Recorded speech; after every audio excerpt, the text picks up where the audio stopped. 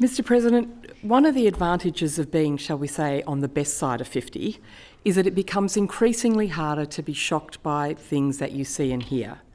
However, it is still possible.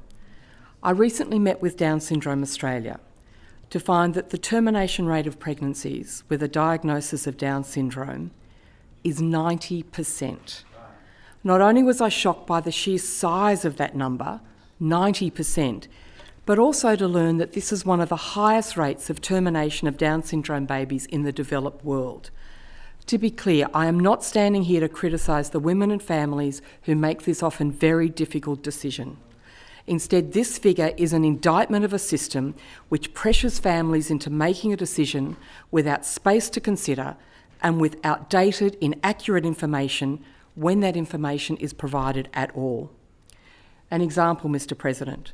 In 2021, the ABC published an article titled "Families Feel Pressured to Terminate Pregnancies After Down Syndrome Found in Prenatal Screening."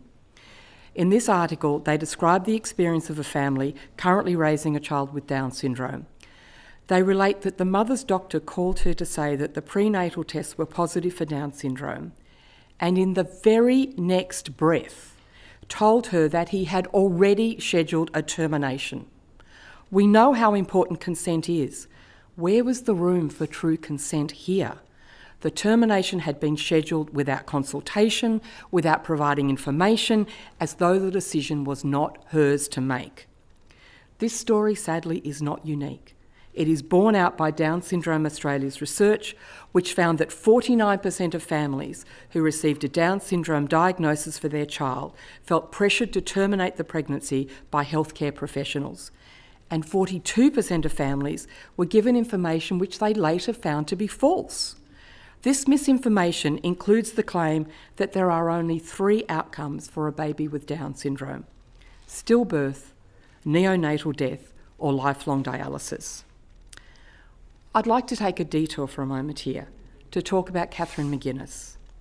Catherine is a 2-time Archibald Prize finalist, most recently in the 2023 competition with her portrait of Kylie Kwong, titled Lucky.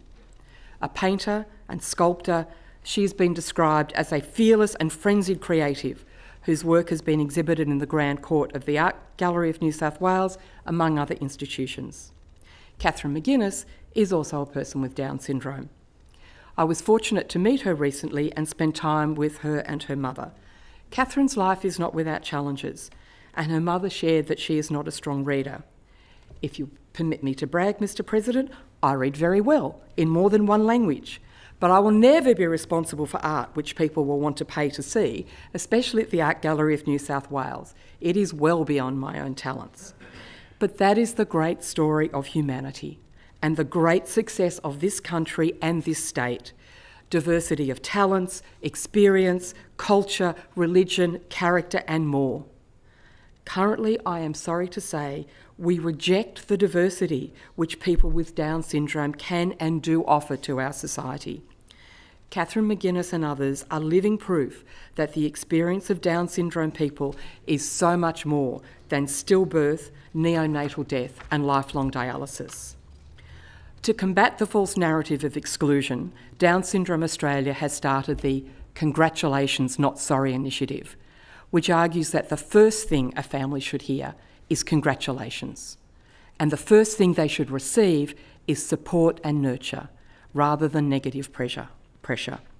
This initiative aims to positively partner with and upskill medical professionals to provide timely and accurate advice, support and nurture families, and build data and capacity so that the experience and diversity of people with Down syndrome can be appreciated and not rejected.